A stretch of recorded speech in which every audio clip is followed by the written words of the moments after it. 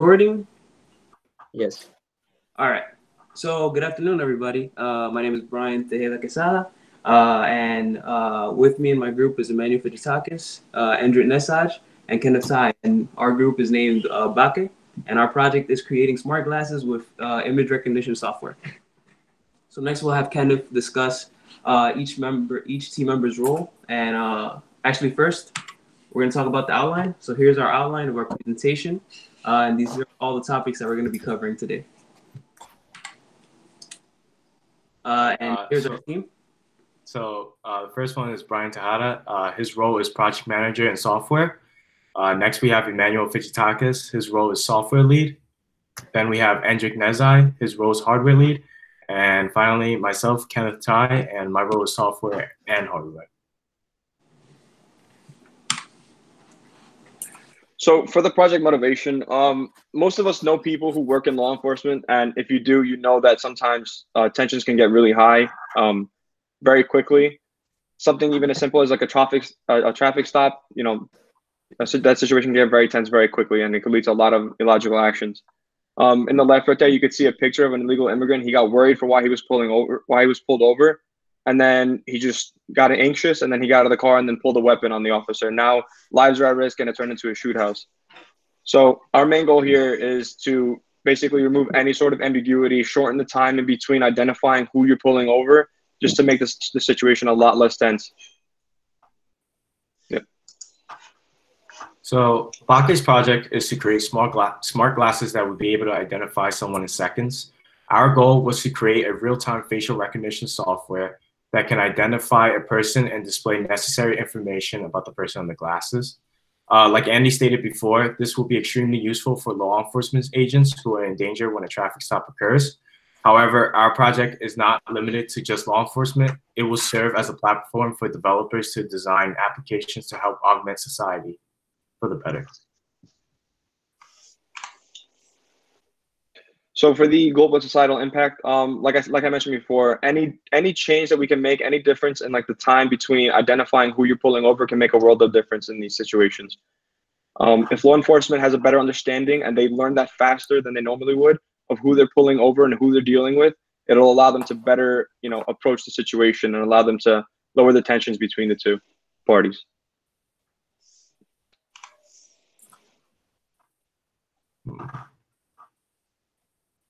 So here we have the system description. So this is a breakdown of our project. So the main aspect of our project is right here. It's the smart glasses, and the smart glasses is composed of a Raspberry Pi 3 Model B+, a transparent OLED display, a camera, and a power supply.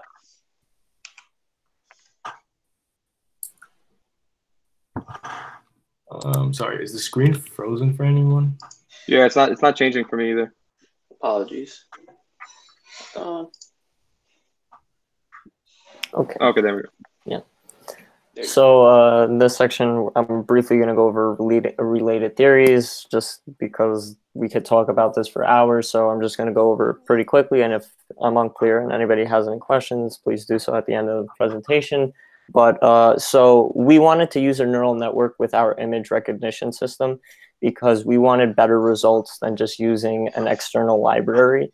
So we looked at what we needed, and we need a Siamese network that keeps the network the same for each image that is detected. And we also needed a one-shot encoding network as well. So after doing research and listening to a lot of lectures, we discovered that there was an already existing network out there called FaceNet, which was created by Google. It's a pre-trained model created by Florin Shorov, Dmitry Kalinichenko, and James Philbin.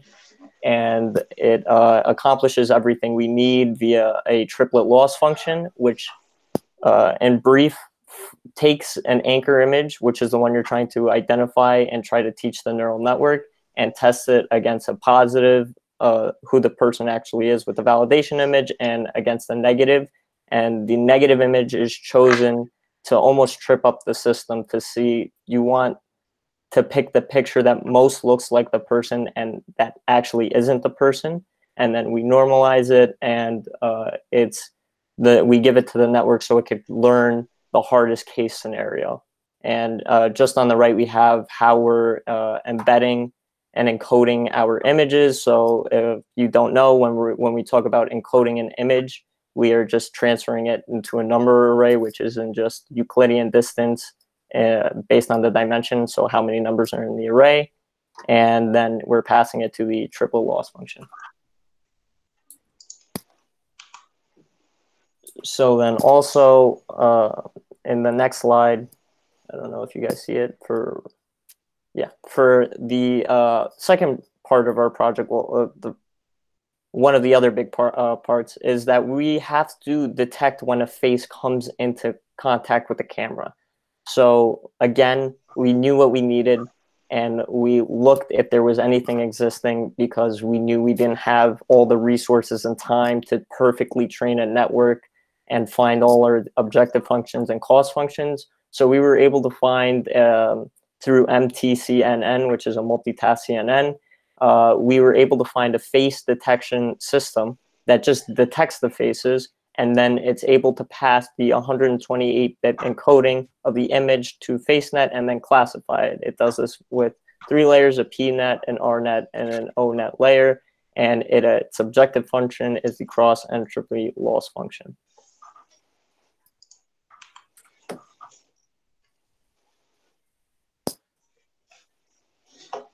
Apologies.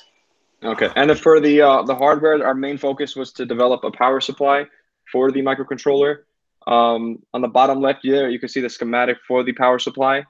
To the right of that, you see the PCB 3D model that we created for the power supply, and then the 2 graphs at the top. Those are the voltage yielded, and then also like the amp. So we needed a 5-volt output with a 4-amp output also to power the Raspberry Pi 3 Model B+. So we had 3 iterations for our power supply. The first one we created, we used a PC power adapter transformer to step down the voltage, and then we attached it to a chip the only issue was that we had the 5 amps, but we were only getting about 1.5 amps, which was not nearly enough to power the Raspberry Pi.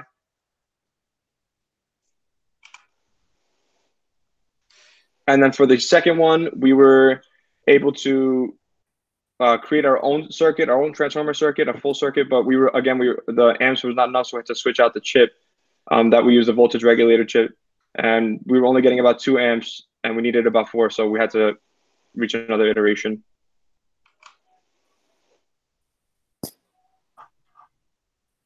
And well, the last one, when it comes up, it was the final iteration where we were able to get 5 volts and 4 amps to fully power the Raspberry Pi.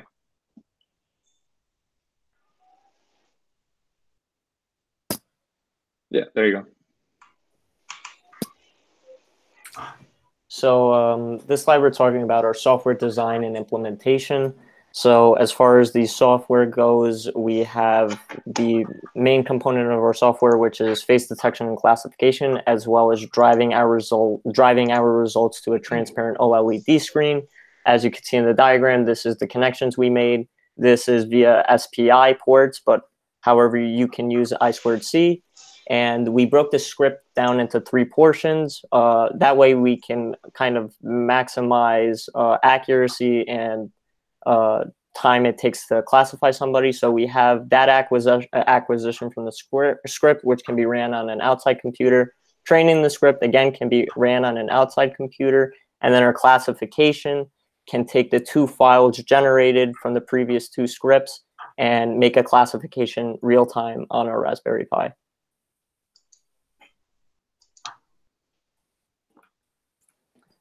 So the next slide should say software iterations. A little laggy. So along this project, we didn't think about going neural network. Again, we used a outside framework with DLib, which had another pre-trained model for recognizing faces.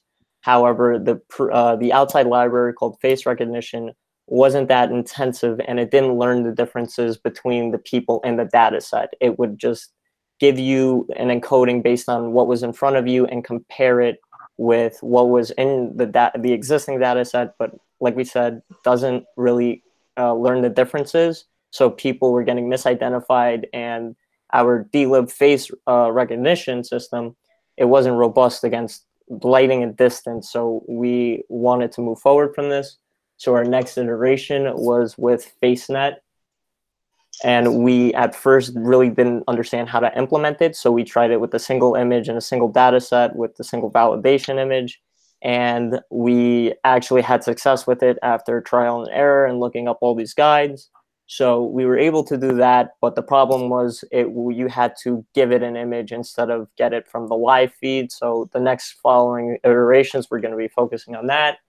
So here we have the live encoding method, where we tried optimizing the script by using a different encoding method. So we were trying to take OpenCV's framework to detect the face and construct a blob from the face and convert it to an array like that, but there was no success with that because we weren't creating the right array dimensions.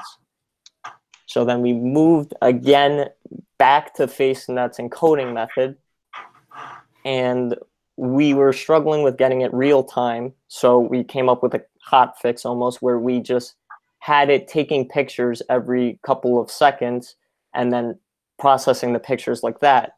It's not necessarily like real time, but it worked for that version of the software, and it helped us get to our last version, where we're now able to encode the images live and compare them into the data set without retraining our data set.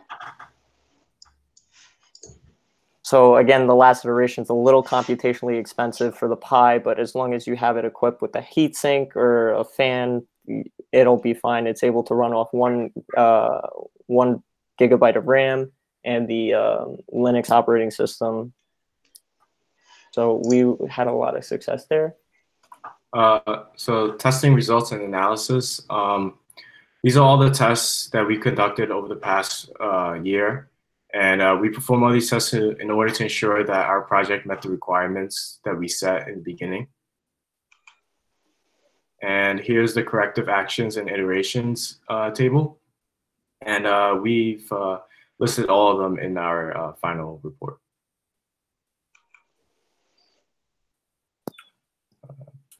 Did it freeze again, Brian? So, apologies, a bit of a delay on the. There we go. Okay. So our software testing graphical data, as you can see, we had different software versions throughout the project. In the first version, version 1, you see that we got 60% facial recognition accuracy. Then version 2, we got 80. Then version 3, 90. Version 4, 95. And finally, version 5, we got 98%. And this is the result from the average of repeated experiments.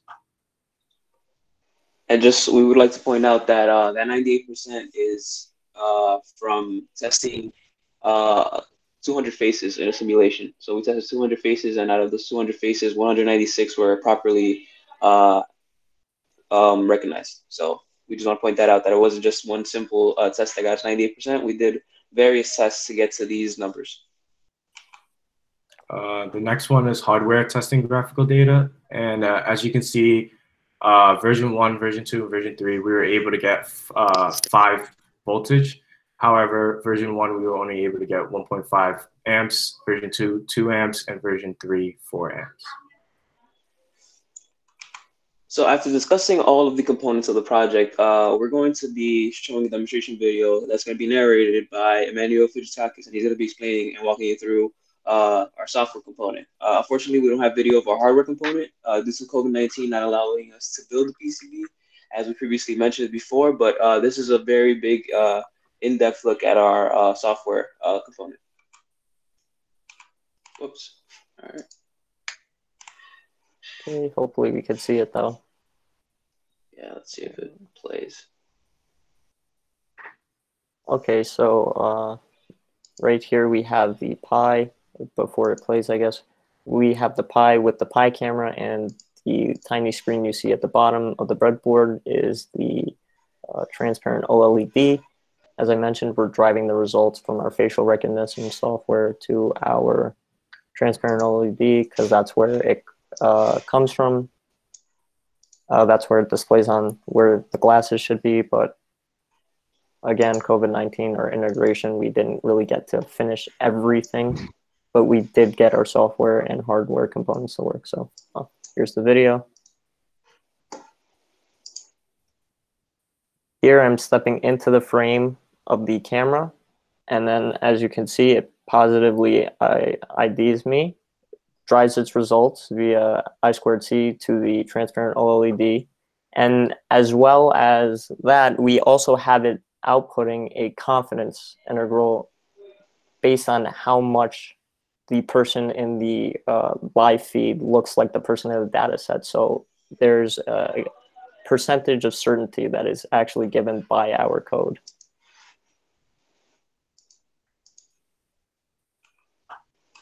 So due to COVID-19, we were forced to work on our project remotely, and were unable to meet to work on our project together. Luckily, a majority of the work that needed to be completed in person was already completed. The only section of the project that was impacted truly was the creation of our power supply. However, we replaced it with the creation of a 3D model of the PCB, and also the simulations that you saw on the hardware implementation slide. And as we see here, we have the justifications of why we did this change. So as per Dr. Yankos' request, I added the project timeline. And here is just a high-level view of our timeline. In the beginning of last year, if you can see it. See? All right.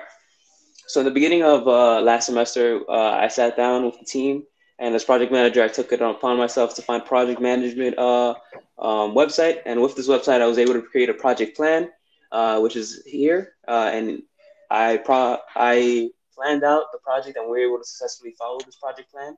And we were able to achieve a lot of things that, a lot of the aspects of the project that we wanted to achieve. Here's our cost breakdown. We did go over budget, but we compensated that budget with our own money as a group. The reasoning for that going over budget is going to be explained in our conclusion, and I'm going to be explaining why we went over budget. But next, we're going to be talking about our codes and standards and constraints. So these are all of the standards that we used and we abided by over the course of our project. One that is very important is the security, which is of our project. Since this is going to be used in a federal environment with law enforcement, we decided to abide by the standard by encrypting our database and having an access control matrix that only allows authorized users to access the database. So I currently work as a cybersecurity employee, and I know how important it is to encrypt data. So we're making sure that our database is very secure and very encrypted, so that malicious user can't go into the law enforcement data set that we were planning to use in the real world application of this project. Also, secure coding standards as well. We abided by this by making sure that all of the dependencies that we have, all the open source components that we have are secured and updated, and that's how we make sure that our project aligns with this standard. Next, we're going to have Andy talk about the ethics of our project. Did it come up on your guys' screen yet, or? Hold on. Okay, there we go. So some major points that we wanted to focus on when discussing the ethics of our project. We want to make sure that everybody out there understands that they could be quickly identified by detecting their face in a database that's stored. We also want to make sure that nobody who shouldn't have the glasses doesn't have the glasses, because then they'd be able to access also these people's information, their names, their criminal history, or whatever else is important. And we want people to also understand, and another thing I wanted to focus on was the fact that all that information would be remote. It wouldn't be stored only in, let's say, like a precinct, like for like a cop precinct. It'd be stored in the glasses, like on the road, so it'd be remote. So anybody who can somehow steal it or something, that's something that we want to focus on, make sure that all those people's records are safe and secured. And the three major code of ethics that we thought fit for our project was to be honest and realistic in stating the claims or estimates based on the available data, to treat fairly all persons regardless of such factors such as race, religion, gender, disability, age, or national origin, and to avoid injuring others, their property, reputation, or employment by false or malicious action. And next, here I'm going to be discussing a major challenge. Apologies for the delay. Let's see if this gets fixed. All right, so the biggest challenge that we had was finding the ideal microcontroller that we're going to be using in this project. So we started off with a microcontroller that's called the Nano Pi Neo 2. We chose this microcontroller because we thought it would be ideal and optimal due to its small footprint. However, the issue that we came across with this microcontroller is that this microcontroller did not have a GPU, which meant that it couldn't do the facial recognition that we wanted to do. So from that, we moved on to another NanoPi microcontroller, which is the NanoPi Neo 4. Now, the NanoPi Neo 4 does have a GPU. However, the chip that it is using for GPU processing did not have the ability to process, or we couldn't use it with that integral component of our code, which is sklearn. So in order for us to complete the project, we transitioned over to the Raspberry Pi 3 Model B Plus, which should be coming up now on the screen. So we transitioned over to the Raspberry Pi Model 3 Model B Plus because we knew that our components would work on it, and we wanted to make sure that our project was completed and done by the timeline.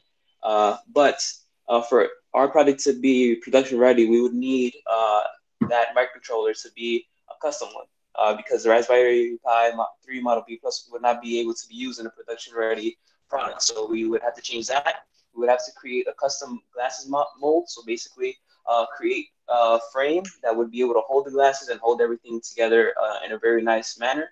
And we would have to create a nice battery design in order for have a mobile product.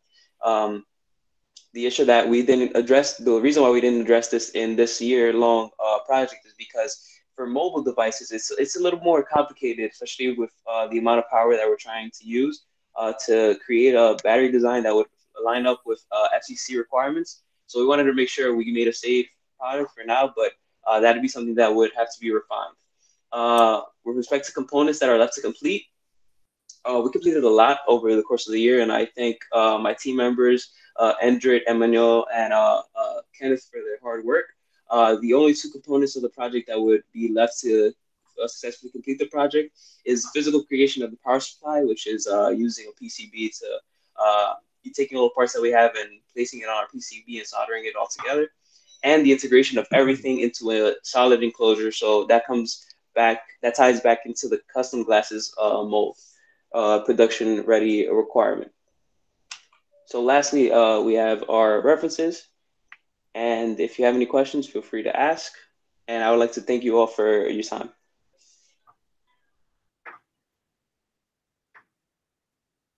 I have a question. So you mentioned that 200 images for testing, right? It's 200 images for testing. So how large is for your training data set? How large the training data set is with the 200 images? Or yeah, so for my understanding, 200 is your testing or training. I guess 200 is for testing, right? Testing. Yeah, well, the way for testing. Yes. Yeah. Okay. So how large is for the pre-trained model? I know that you use the pre-trained model. So how long did it take it to train, or I'm sorry? How large is the training set you used in the pre-trained model? In the pre-train, well, we're using the data set with the pre-trained model. Oh, okay. Yeah. So the pre-trained model, the only thing the pre-trained model is doing is encoding our images, and it's learning the differences between the images in the data set. Okay. So yeah. I think your question is how many faces were used to create the train set. It's beyond thousands and thousands of faces. Thousands and thousands of faces were used to train the data set. That's how we were able to. That's why we used it for its reliability, because we knew it was used with thousands and thousands of faces. Yeah. Okay. Okay, that answered my question. Thank you. No problem. Any other questions? Okay. All right, perfect. Thank you for your time. Thank you, guys. Thank you. So next team is Project Buddy, an easy-to-use task manager system for workers with development disabilities. Let's welcome Stephen, Jonathan, Tim, and Peter. Thank you, Professor. Professor. Thank you.